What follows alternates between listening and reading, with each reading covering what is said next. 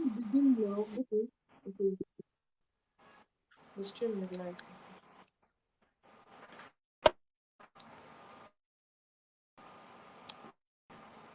Are you saying something, ma? I was going to give you the link first before, but I already said I will go live.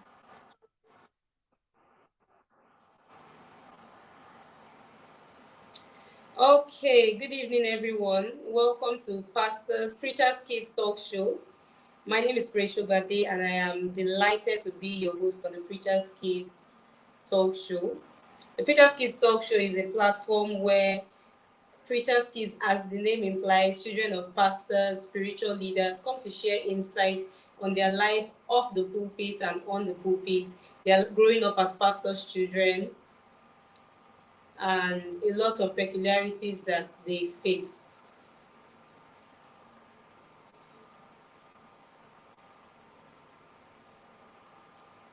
Are we there? All right.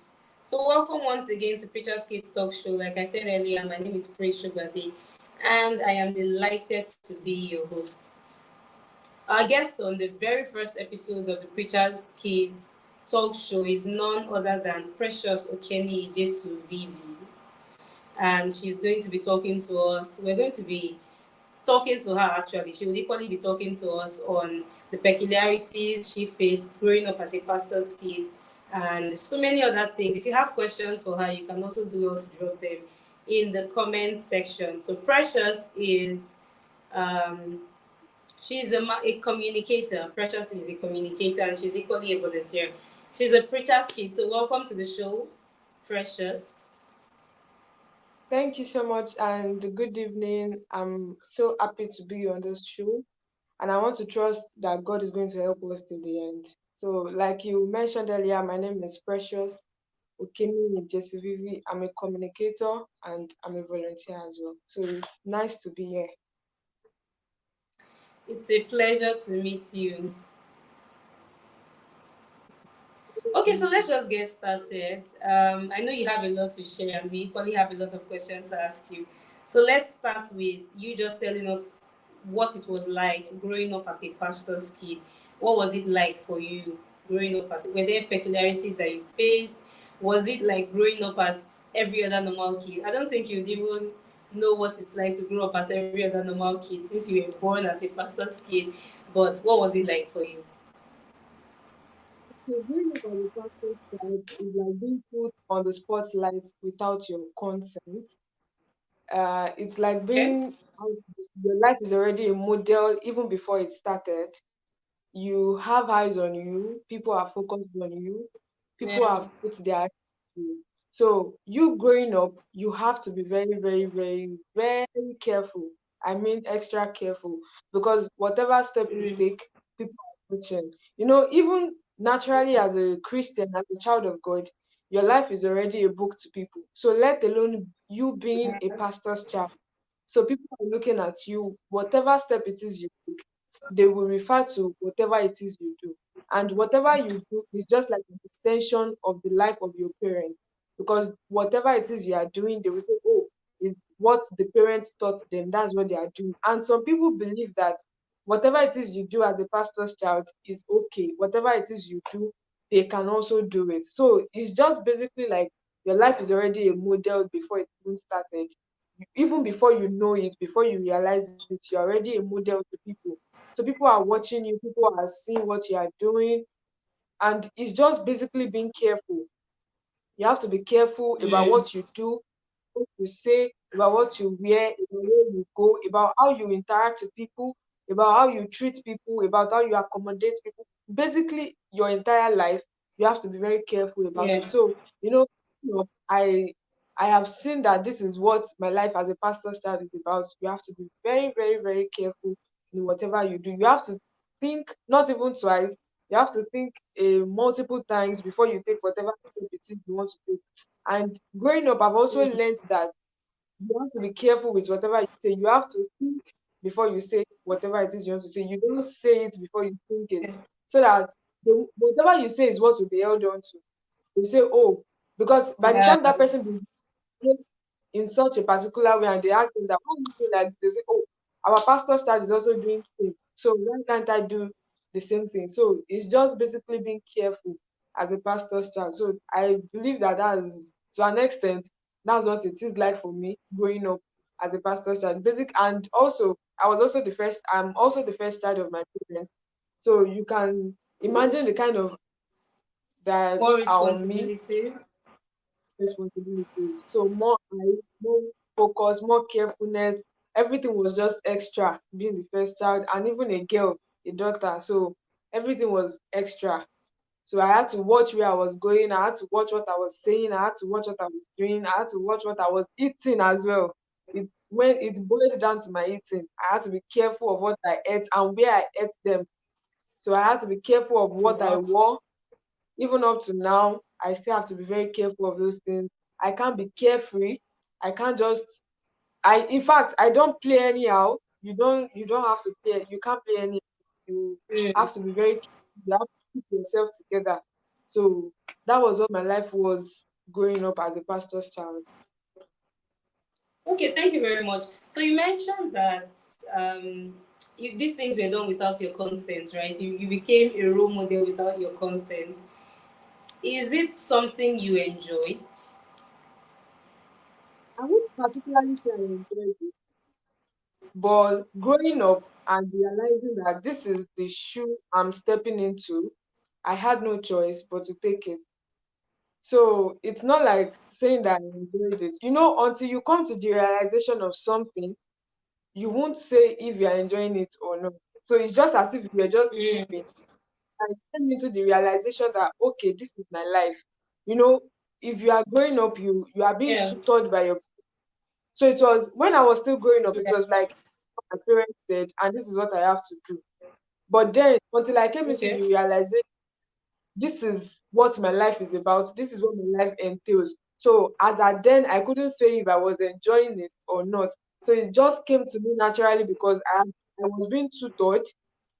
I had to follow the tutoring or the leading of my parents. So I won't say I particularly Mm. enjoyed it. I can't say I didn't enjoy it, but I saw it as a shoe I had to step into and I had to do it. So I'm not sure if I should say Amazing. I enjoyed it or not.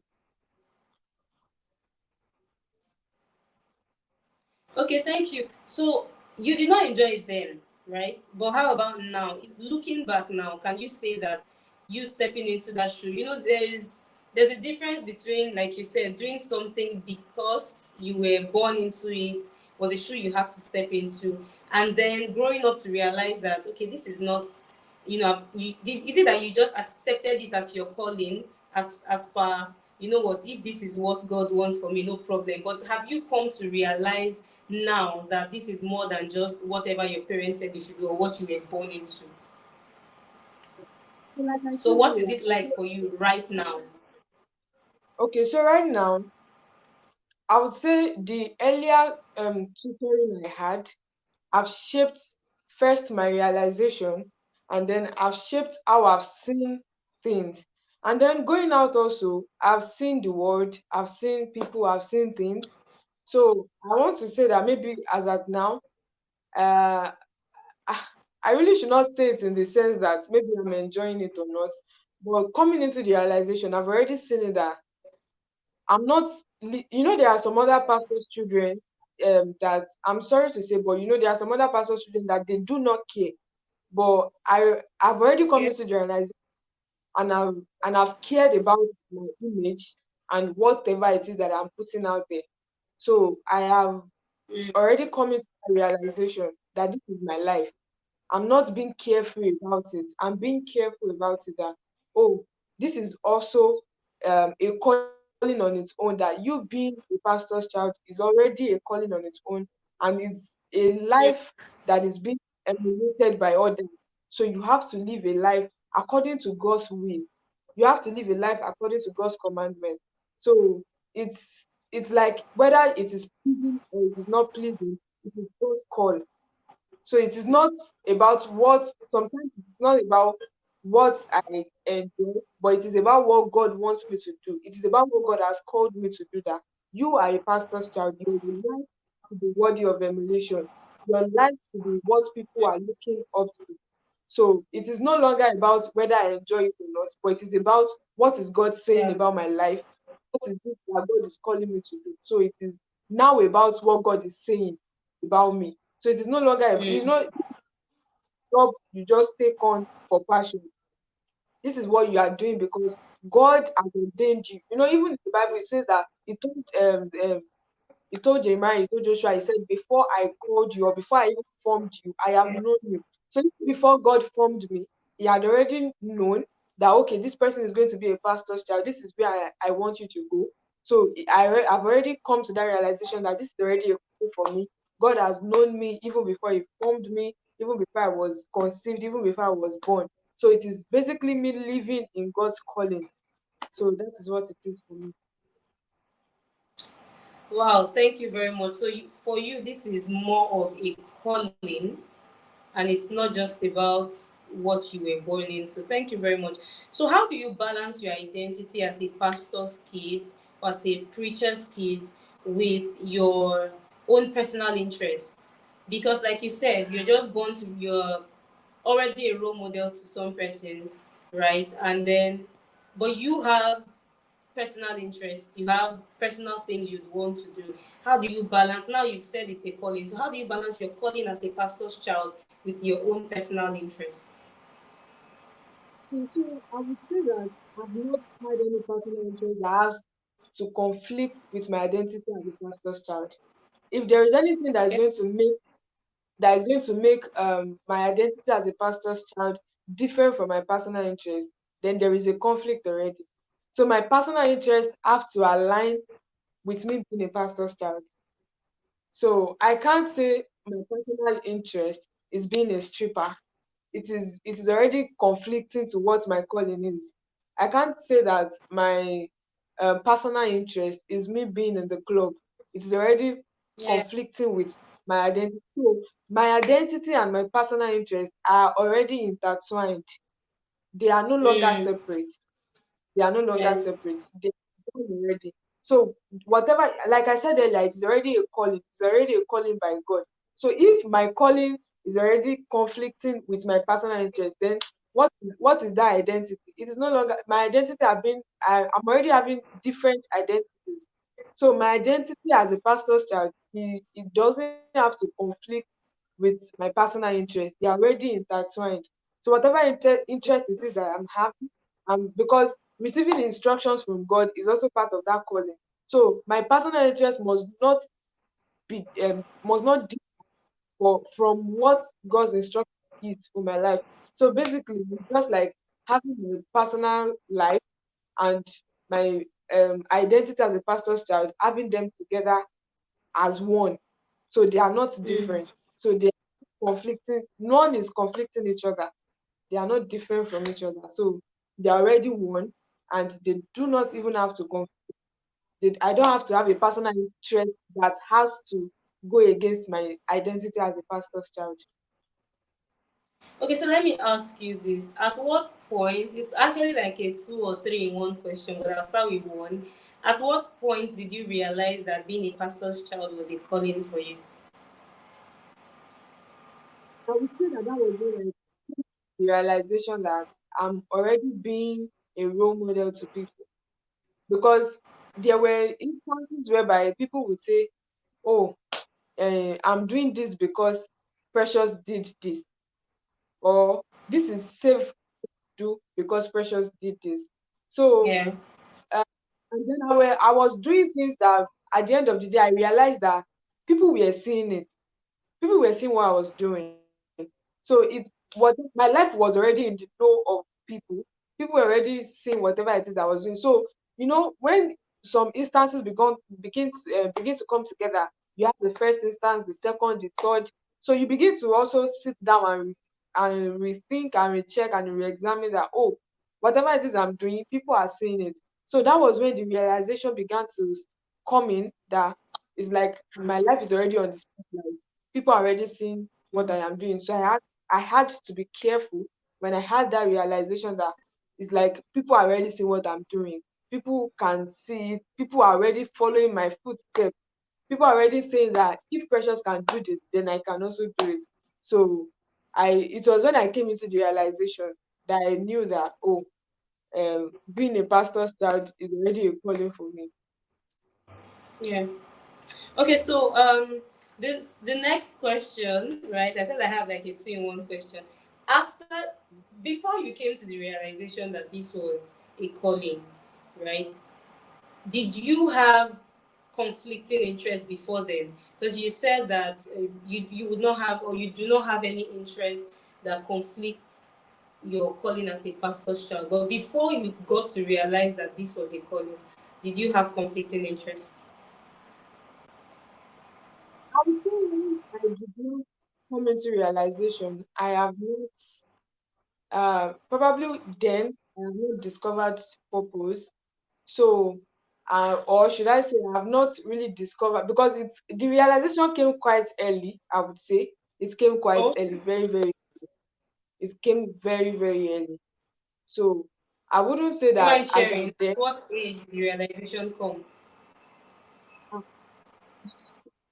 Very early. I can't really pinpoint the exact age, but I would say it came very early because All right. I was in the choir as early as probably 8. So I wouldn't say that.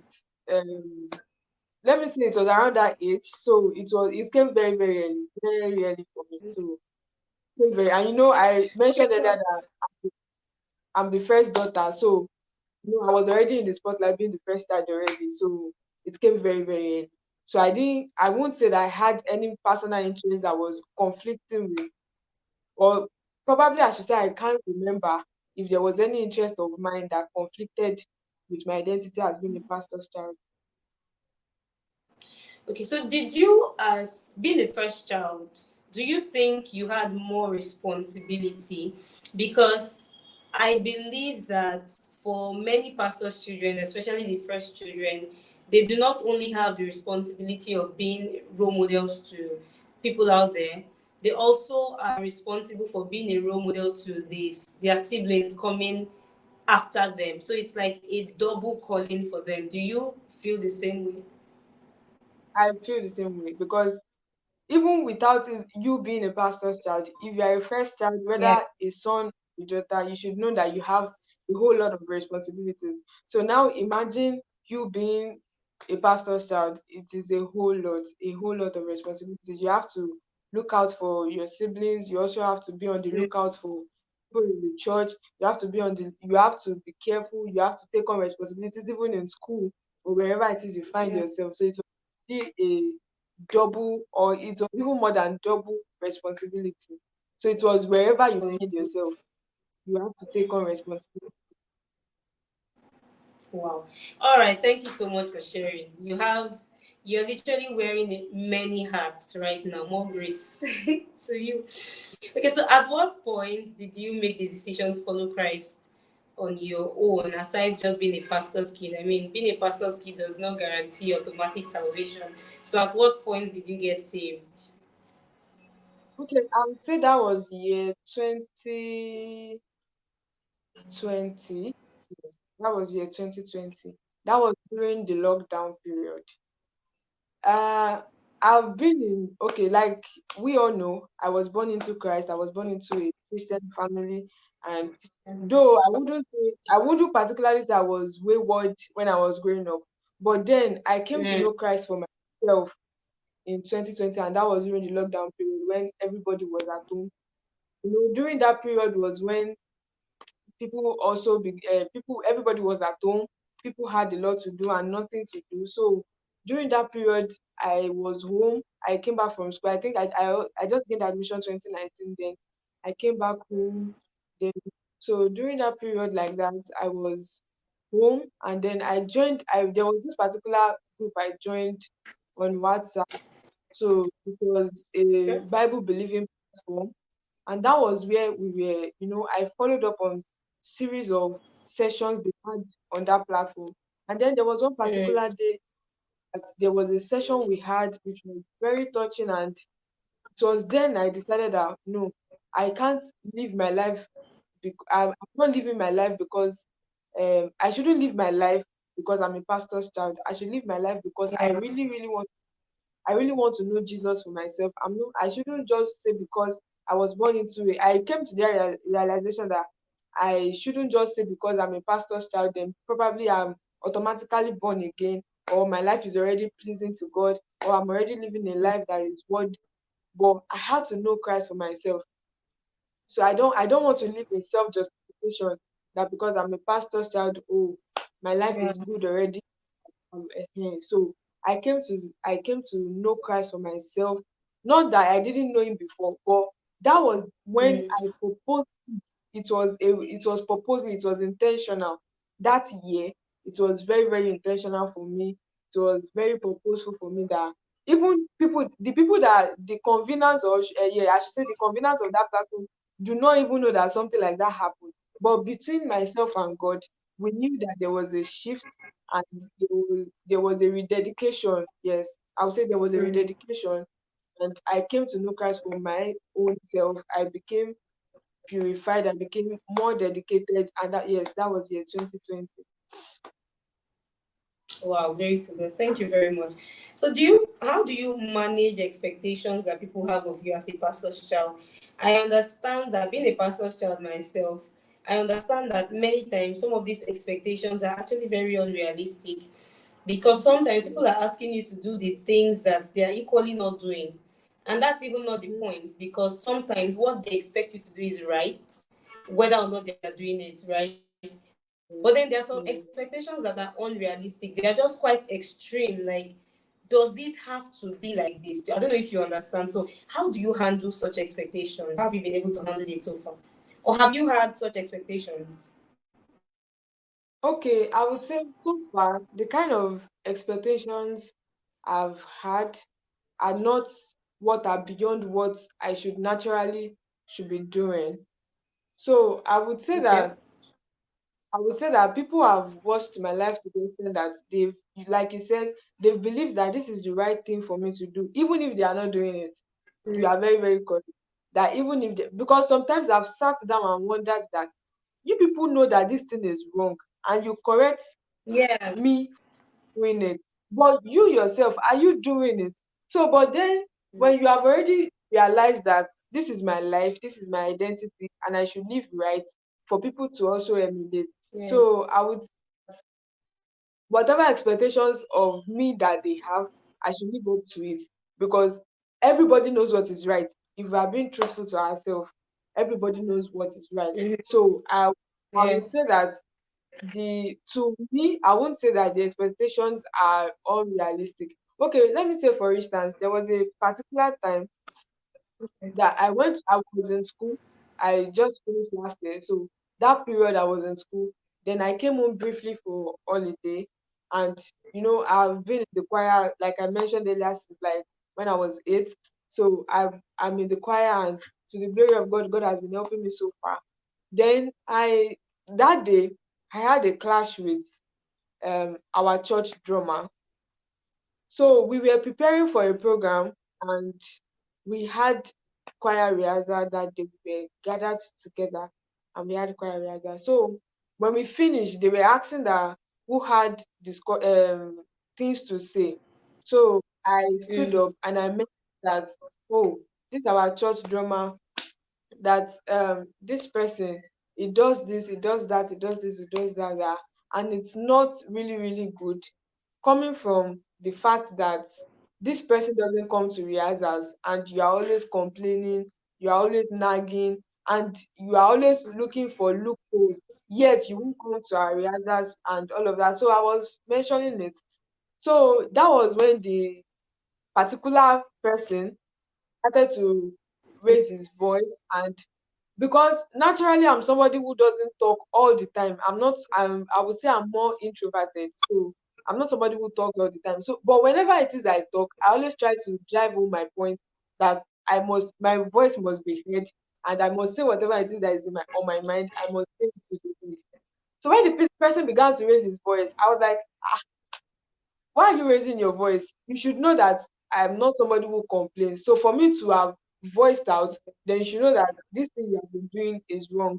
So when he was Mm. trying to raise his voice, I was also trying to also drive my own point home for him that this is what I am saying and you have to listen to me. So at that point, we were already having clashing conversation that people were Okay. being to what we were saying. So the person was very, very, very annoyed that day. And myself, I was also pissed that I am saying what you are doing that is wrong. And you are raising your voice at me. You are telling me that I shouldn't talk. Where is it being done? So at the end of the day, Mm. my parents had to step in to the matter that okay, so that the matter had to die down because people were our attention was being drawn to us already. So at the end of the day, everybody went home. Then when we got home, my friend began to talk to me that oh, what I did was bad. And I told them that you should know that I'm somebody that doesn't talk all the time. But when I decide Yeah. to say something, so when I decide to say something, you should know that I have seen a lot. I have my evidences. I'm not somebody that talks without evidence. I have my evidence. I have seen there are a lot of scenarios I've been by for me to have made or to have raised a point. So they said that my parents had to make me realize that oh, you're a pastor's child. They wouldn't say that this person is wrong. They will say that you raised your voice at that person, you are the Yeah. wrong person, that I should apologize to the person when I see him. So the next church activity we were having, I saw him, then I went to meet him and I apologized to him that oh, I'm sorry for the other day for what happened and all of that. So that was when the man now told me that he was very, very, very sad about what happened. That I may not know, but he looks so much up to me. He looks up to me so much that my life is already a model, that whatever it is I Mm. say, whatever it is I do, that he is looking at it, and not only himself, others are also looking at it. So it was then I realized that okay, are you people trying to tell me that I shouldn't talk or I shouldn't complain Speak up. or Yeah. I shouldn't say what it is that I am seeing? So it was like, people are looking up to me. That not only people, that he himself, because this person I'm saying is a married man, is a family man. So for a family man to Wow. be telling me, looking up to me, so you should realize how much attention is being placed on me. So it was Yeah. like, that is because I don't know how highly people have placed me. That people have he Mm. himself he has so highly. So it was then I also realized that oh, there is so much attention on me, and people are having so much expectation of me that since then I've tried to caution myself that even if I have something, a pressing issue within me, I should Yeah. know how to place that talk. I Communicating. should, if I know something to think about, is going to think about chaos or whatever, is going to bring about Mm. heated argument. I should know how I'm going to place Yeah. it. I That's may what we not say. speak to that person. I may talk to someone else, probably my parents or another person that I know that is elderly that can come into that situation. So Yeah. since then, I've also told myself that if I know that something like this is going to be heated, is going to bring about heated arguments, I should caution myself that people are looking. People have so much. Since then, I knew Okay. that people have so much expectations from me. So Yeah, thank you very much. You've actually answered all of these questions very, I mean, it's amazing getting to hear your story and the things you've shared so far. Thank you. So let's wrap this up very quickly. If you were to talk to parents, and when I say parents, I mean preachers, because if there's a preacher's kid, then there has to be a preacher in the picture. So, I mean, this platform is for preachers' kids to air their opinions and all. But I've come to realize that many times for preachers' kids, there are certain things they grew up with that they wish they were able to tell their parents. So you're not talking to your parents now, but if you were to talk to preachers or pastors, spiritual leaders who have children, what is one thing that you think they can improve on? One thing that affects their children that they probably do not know about? Because I feel that sometimes there's this communication gap between parents and their children for in some cases. It may not be that way in your case, but what is that one thing that you would like to talk about and you'd like them to just look into? okay, so you've mentioned one of the things which is communication gap. And I think that the reason why there Okay. is a communication gap is because parents have not come to the realization that there is a thin line between being a disciplinarian and being a strict parent. Okay. Preachers across the line from being a disciplinarian to being strict and over authoritative. When you are being authoritative, your children cannot talk to you. Your children can't come Yeah. to you free. Your children will not be free with you. So when your children are not Yeah. free with you, there will be a communication gap. They won't be able Okay. to So talk to finally, you. what? Okay, I can hear you. Okay. Okay. Sorry. So, what advice do you have for preachers' kids out there who are still trying to find their footing? Okay. For preachers' kids, I would say that first, they should know God for themselves. First, when you know God for Mm, yourself, every other thing will begin to fall in place. Every other thing will begin to align when you know God for yourself. So you wouldn't see what you are doing that you are being forced into it. You will know that this yeah. is a call. Okay, you will know that, yes, I'm being born without my consent as a pastor's child, but then this is this is God's orchestration. It is a blueprint from God. Mm-hmm. So know Mm-hmm. God for yourself first. And when you know God for yourself and you know your purpose and you know that this is your calling, every other thing will begin to fall into place.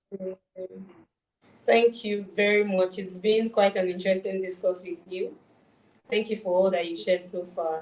I pray that God gives you more grace for the journey ahead because it's still a very long journey. Thank you once Please, again.